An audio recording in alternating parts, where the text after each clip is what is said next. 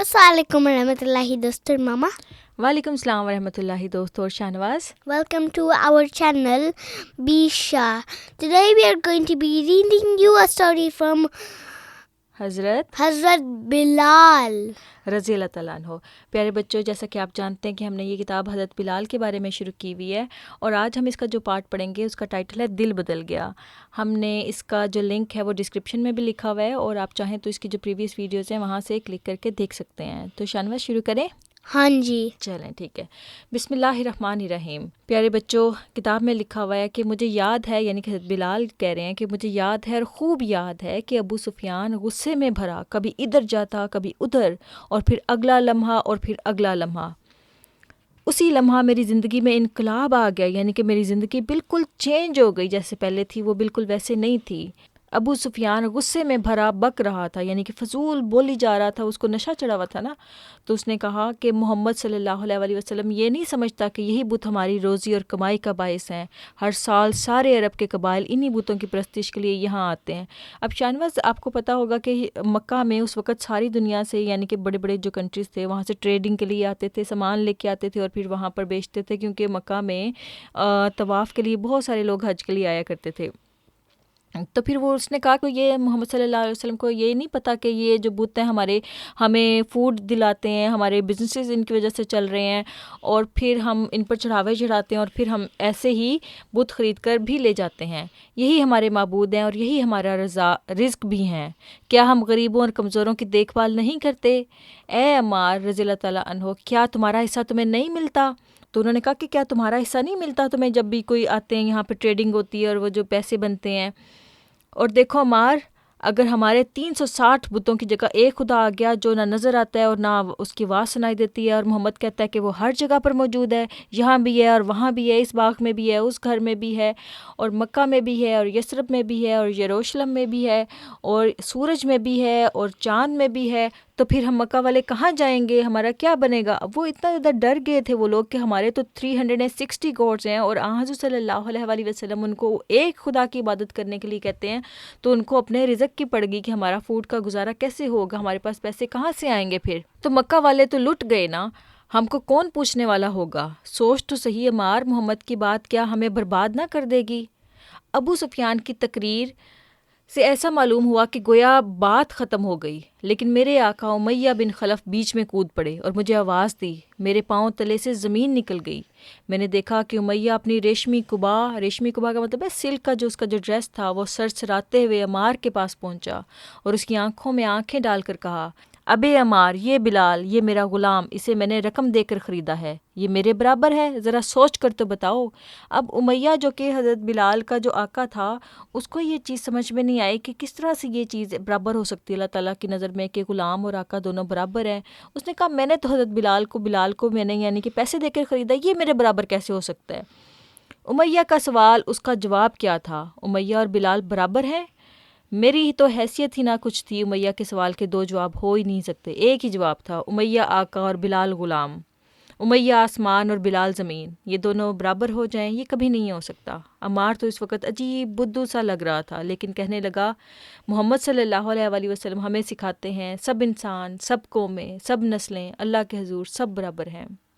उसके जवाब के बाद सन्नाटा छा गया। और अल्लाह का पीपल, अल्लाह ताला की नज़र में सब लोग बराबर हैं। अगर किसी की स्किन ब्लैक है, किसी की वाइट है, तो अल्लाह ताला को इससे कोई फ़र्क नहीं पड़ता जब तक कि आपका दिल अच्छा नहीं होगा।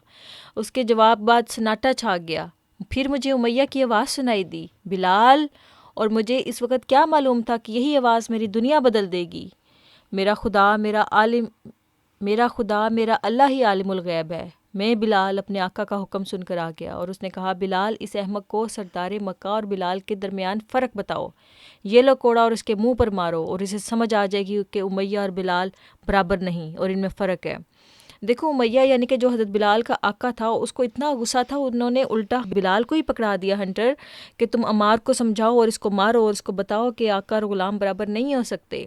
तो अमार रज़ी अल्लाह तआला अन्हु ने मुझे देखा और बड़े सुकून से मुंह मेरी तरफ कर दिया और मैं हवास बाख्ता हो गया। यानी कि अमार ने कहा, हाँ ठीक है, अगर तुमने मुझे सच बोलने की वजह से मारना है तो हाँ मुझे मार लो, ये लो मेरा मुंह। اور آج بھی مجھے وہ واقعہ یاد ہے، لیکن اسے دہرانے کے لیے میرے پاس الفاظ نہیں کہ اس وقت مجھے کیا ہو گیا۔ میری آنکھوں کے آگے اندھیرا تھا، عمار نہیں تھا، لیکن ایک لمحے بعد ہی مجھے ہوش آ گیا۔ عمار سکون اور چین کا مجسمہ میرے سامنے کھڑا تھا، اور یہی وہ لمحہ تھا کہ میرے آقا بدل گئے۔ امیہ بن خلف میرے جسم کا مالک رہ گیا۔ محمد صلی اللہ علیہ وآلہ وسلم پر میری روح قربان ہو گئی، اور اس روح کی غلامی پر میں آج بھی فخر کرتا ہوں۔ اب میں محمد صلی اللہ علیہ وآلہ وسلم کا غلام تھا۔ اب دیکھو یہ وہ بات تھی شاہ نواز کہ حضرت صلی اللہ علیہ وآلہ وسلم نے جب لوگوں کو بتایا کہ لوگوں، اللہ تعالیٰ کی نظر میں تم سب برابر ہو، کوئی کسی کا آقا نہیں اور کوئی کسی کا غلام نہیں، تو حضرت بلال کہتے ہیں کہ میری جو ظاہری باڈی تھی، جو فزیکل باڈی تھی، اب امیہ صرف اس کا فزیکل یعنی کہ میری فزیکل باڈی کا مالک رہ گیا تھا۔ میری روح، میرا جسم کے اندر جو میری جان تھی اور میرا جو دل تھا، وہ سب کچھ حضرت صلی اللہ علیہ وآلہ وسلم کا غلام بن گیا تھا۔ یعنی کہ اتنی زیادہ مجھے حضرت صلی اللہ علیہ وسلم سے اس بات کی وجہ سے محبت ہو گئی کہ میں پھر ان کا غلام بن گیا۔ تو وہ کہنے لگے کہ کوڑا، یعنی کہ میں نے ہنٹر جو پکڑا ہوا تھا وہ میرے ہاتھ سے گر گیا۔ ہنٹر ایک لیدر کا ایک پیس ہوتا ہے شاہنواز، جس سے اس زمانے میں مارا کرتے تھے غلاموں کو، اور جس سے ان کے جسم پہ نشان تک پڑ جاتے تھے، بہت زور سے اسے تکلیف ہوتی تھی۔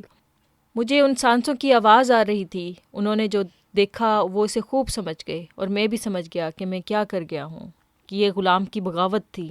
عمار جھکے، کوڑا اٹھایا اور میرے ہاتھ میں تھما کر کہا، بلال لو یہ کوڑا اور اپنے آقا کی تعمیل کرو، مگر نہ بلال یہ لوگ تمہیں موت کی نیند سلا دیں گے۔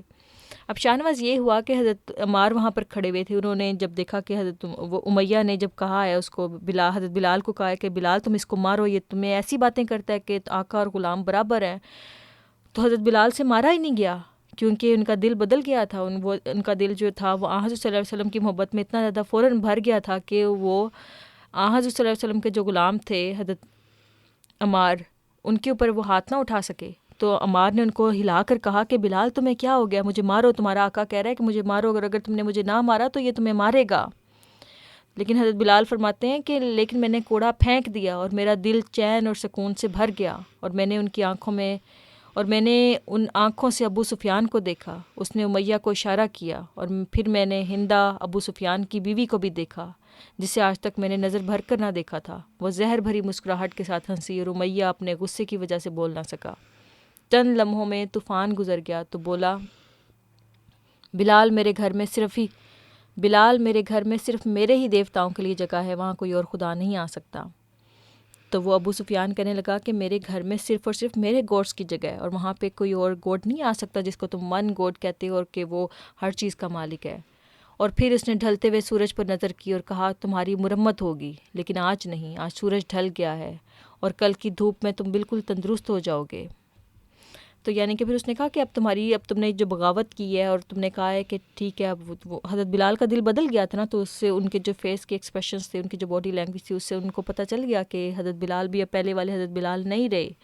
اور پھر انہوں نے کہا کہ ابھی سورج نکلے گا تو تمہاری تو اسکن کے اوپر جو ہنٹر کی وجہ سے تکلیف آئے گی وہ ٹھیک ہو جائے گی صبح تک، تو ہم یوں کریں گے کہ تمہیں کل صبح ماریں گے جب پورا دن سورج نکلے گا، اور پورا دن تم اس تکلیف میں تڑپتے رہو گے۔ تو اتنے ظالم وہ لوگ تھے شاہنواز۔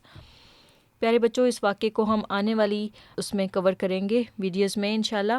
تو تب آپ کو کچھ سمجھ میں آیا شاہنواز کہ کتنا ظلم ہوتا تھا جب حضرت صلی اللہ علیہ وآلہ وسلم آئے تھے، تو اکیلے حضرت صلی اللہ علیہ وسلم تھے، اور جب حضرت صلی اللہ علیہ وسلم نے لوگوں کو بتانا شروع کیا کہ اللہ تعالیٰ ایک ہے، تو کس طرح سے لوگ جو ہیں حضرت صلی اللہ علیہ وسلم کے خلاف ہو گئے تھے۔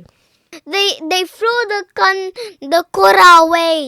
ہاں جی، چلیں ہم اللہ حافظ کریں۔ Allah Hafiz, and don't forget to subscribe our channel, leave a like and share our channel to your friends and families. I'm sure they will like it. Allah. اب دل کے بام و در پہ دیے جلتے جائیں گے، اب دل کے بام و در پہ دیے جلتے جائیں گے، عہد وفا کیا ہے ہم اس کو نبھائیں گے۔